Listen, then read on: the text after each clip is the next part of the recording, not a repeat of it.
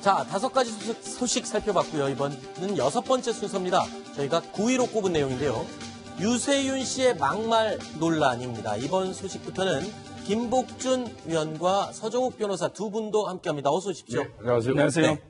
자, 먼저 김태현 변호사께 여쭙겠습니다. 이 방송인 유세윤 씨 갑자기 장애인 비하 막말 논란이 커지고 있는데 어떻게 된 일인가요? 그렇죠. 이제 어젠가요? 상암도 월드컵 경기장에서 SM 타운이라고 SM 소속 가수들이 있는 큰 이제 콘서트 행사가 열렸습니다. 네. 그런데 유세윤 씨도 이제 뮤지션으로 활동을 하니까 거기 이제 출연을 해가지고 노래를 부르고 했는데 근데 관계가 본인의 안무 설명하면서 이런 얘기를 하는 거예요. 네. 그러니까 본인이 안무하니까 율동이 있을 거 아닙니까? 네. 그 율동을 좀 하면서 보여주면서 제대로 하지 않고 팔을 반만 올리면 병 모모같이 보인다. 이렇게 얘기를 했던 거죠. 네. 병 모모. 뭐 대충 아마 짐작은 가실 겁니다. 무슨 네. 말인지. 저거 자체도 이제 욕설인데 일종의. 네. 근데 이제 팔을 반만 올리면 모모같이 보인다 이렇게 얘기를 하게 되면 팔이 다 안 올라가는 이 팔에 좀 문제가 있는 장애인분들을 좀 병 모모다 이렇게 비하한 건 아니냐 이런 논란이 생긴 거죠. 네. 그래서 이 파물이 좀 일파만파 좀 커지게 되는 그리고 거죠. 마침 그 바로 앞에 이 시각장애인 연예인이죠. 가수죠. 이동우 씨. 동료 예. 과거 개그맨이기도 했었는데 이동우 씨가 앉아 있었기 때문에 또 관중과 네티즌들이 더더욱 비난이 커졌다. 이렇게 지금 알려지고 있는데 이 유상무 씨, 유세윤 씨, 장동민 씨 이 셋은 옹달샘이란 팀명으로 개그 활동을 해왔었는데 유독 비하 발언, 이 말실수 이런 게 좀 많았어요. 이게 요번에 한 번 같으면 이게 아마 또 이렇게 부각되진 않았을 거예요. 네네. 그 전에 이제 전력 때문에 그런데 네. 2015년도에도 이들이 이 세 사람 멤버가 그 옹달샘이라고 운영했잖아요. 네네. 옹달샘이라고 이름 붙여서 팟캐스트 그 옹달샘과 꿈꾸는 라디오에서 그때도 이제 손가락 장애가 있으신 분한테 뭐 얘기하던 중에 그 사람은 뭐 평생 동안 뭐 최고는 못하겠다 이런 식으로 좀 비하 발언, 장애인을 네. 조롱하는 발언이 있었고요. 네. 또 많지요. 여성은 머리가 뭐 남자한테 안 된다. 네. 라든지 처녀 관련 논란. 네. 등등 해가지고 여성 비하하고 이 장애인들 비하하고 하는 이런 행동들을 지금 멤버가 3명이 또 공교롭게 그런 식으로 해왔어요. 그래서 비난이 더 확산되고 있는 겁니다. 네. 자, 옹달샘 멤버 계속해서 이 막말 논란에 휩싸이고 있는데요. 장동민 씨도 막말 논란에 같이 휩싸였었죠. 과거 막말 논란 한 가지 들어보시겠습니다. 그래 옛날에 상품백화점 무너졌을 때 뭐 21일 만에 구출된 여자 이 여자도 다 오줌 먹고 살았잖아. 그거는 그럴 수밖에 없지. 그래 그 여자가 창시자야 창시자. 동호회 회장이야? 그래. 자, 지금 뭐 네티즌들 반응이 어떻습니까? 지금 뭐 굉장히 소문이 안 좋은 것 같은데요. 그렇죠. 왜냐면 이제 요새 그 정치인도 마찬가지고 연예인들의 어떤 발언들에 대해서 네티즌이 굉장히 이제 좀 중요하게 보지 않습니까? 예전과는 달라져서 언론 환경도 많이 발달해서 이런 발언들이 금방 또 보도도 되고요.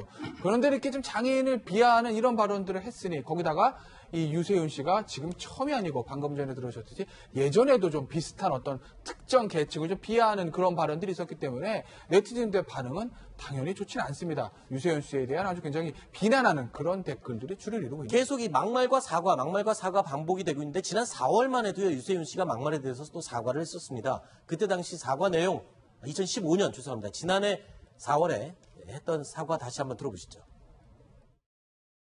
네, 충분히 그 부분에서 인정합니다. 사과도 너무 늦었고요. 그리고 상대방의 아픔도 모르고 상대방의 상처도 모르고 또 사태의 심각성도 모르고 그저 가볍게 여겼던 것도 진심으로 사죄 말씀을 드리겠습니다.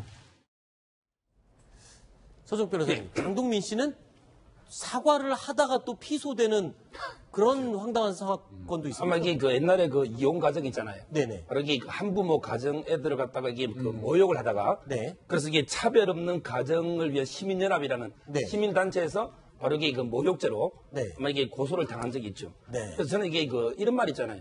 구시화문.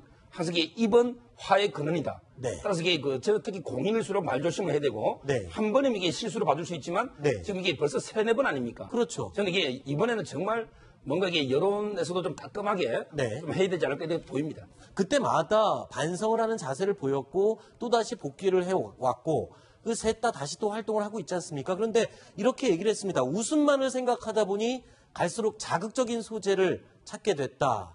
누군가에게 상처가 될 것이라고는 생각하지 못했다. 글쎄요.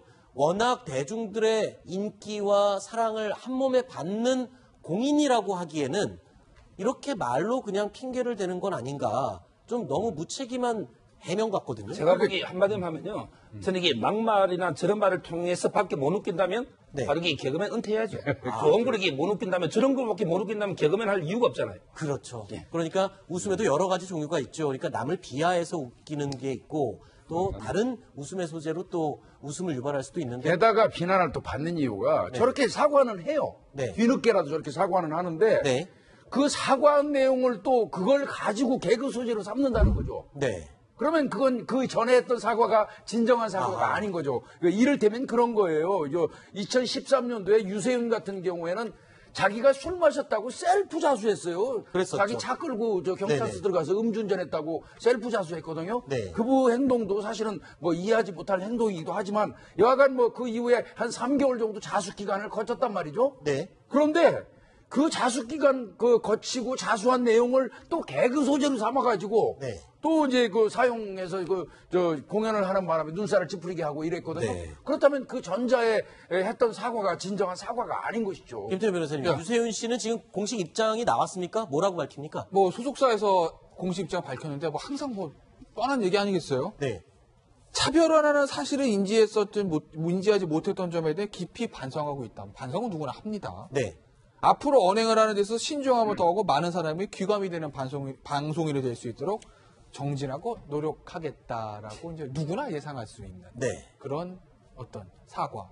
네. 소속사를 통해서 배분을 했습니다. 자, 공인이고 유명인이고 연예인이면 아이들부터 가족들까지 온 국민이 바라보고 좋아해주는 그런 사람입니다. 그렇기 때문에 말과 행동에 좀 더 정제된 그리고 품격이 있어야 하지 않나 이런 생각을 해봤습니다.